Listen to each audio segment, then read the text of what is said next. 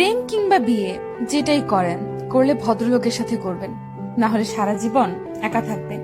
নিজে টাকা কামাইবেন, ঘুরবেন ফিরবেন পরিবারের মানুষগুলোকে নিয়ে, আর সম্মানের সাথে বাঁচবেন। যে মানুষ কথায় কথায় তার মতের অমিল হলে অসম্মানজনক কথা বলা শুরু করে, গালি দেয়, ওইটাই তার আসল চরিত্র।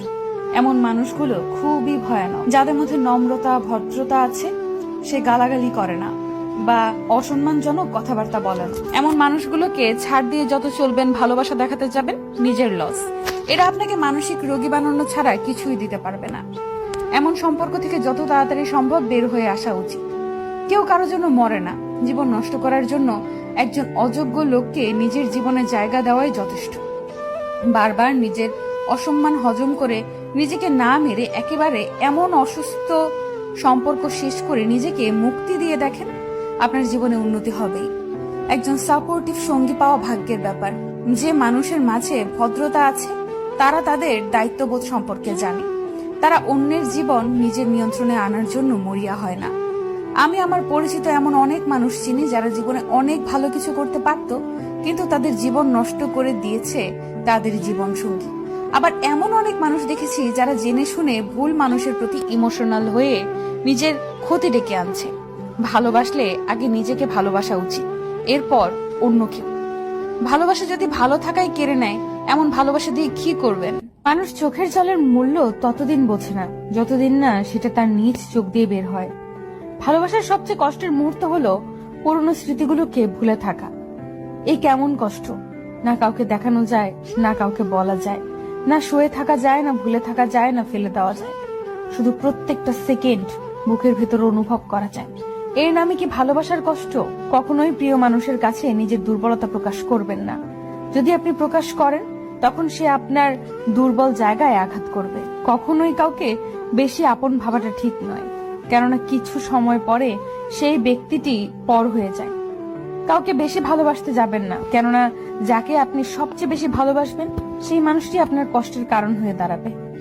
যদি কেউ বুঝতে পারে আপনি তাকে মন দিয়ে ভালোবাসেন, হয়তো প্রথম প্রথম সে ঠিকই আপনাকে ভালোবাসবে, তবে ধীরে ধীরে দেখবেন পরিস্থিতির সাথে সাথে সে পরিবর্তন হচ্ছে। তখন আপনি তার কাছ থেকে দুঃখ, কষ্ট, আঘাত, অপমান, অবহেলা, প্রতারণা ছাড়া আর কিছুই পাবেন না। কুকুর মার খেয়েও বিশ্বাসী থাকে, আর মানুষ ভালোবাসা পেয়েও বিশ্বাসঘাতকতা করে।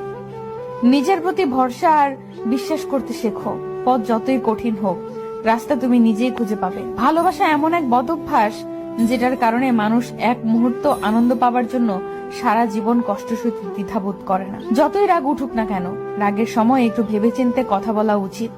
রাগ কমে গেলে তুমি হয়তো ক্ষমা চেয়ে নেবে, সে ক্ষমা করে দেবে, কিন্তু যাকে কথাগুলো বলবে তার মনে সেগুলো চিরস্থায়ী হয়ে যাবে। সবাই ভালো ব্যবহারের যোগ্য হয় না।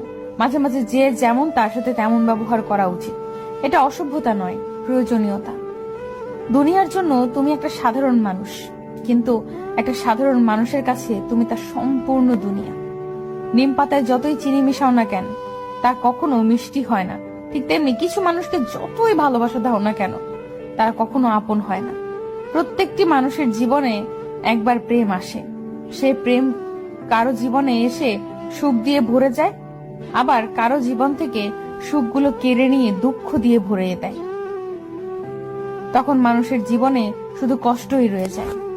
যদি ভাগ্যক্রমে তোমাকে পেয়ে যাই, তাহলে তুমি হবে আমার সবচেয়ে বড় উপহার। একটা বাস্তব কথা কি জানেন?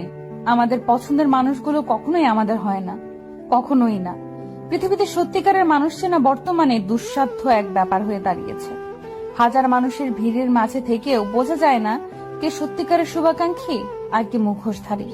অন্যকে ঠকিয়ে নিজেকে সুখী ভাবতে পারো, কিন্তু জীবন তোমাকে কখনো সুখী থাকতে দিবে না। প্রথম প্রথম সবাই পাশে থাকতে চায়, পরবর্তীতে পরিস্থিতি অনুযায়ী সবাই বদলে যায়। যে আপনাকে চায় না, আপনারও তাকে চাওয়া উচিত না, তাতে অবহেলা দ্বিগুণ বাড়ে। যখন দেখবে মন খারাপ, একা একাই ভালো হয়ে যায়, তখন বুঝে নিও তোমার আসলে কেউ না। যারা তোমার আপন সেজেছে তারা কিন্তু আপন না। দোয়া ভাগ্য পরিবর্তন করার ক্ষমতা রাখে, কারো মোনাজাতে থাকতে পারি, সত্যি ভাগ্যের ব্যাপার। ভুলতে পারি না বলে কষ্ট দিচ্ছ, একদিন দেখবে সব কষ্ট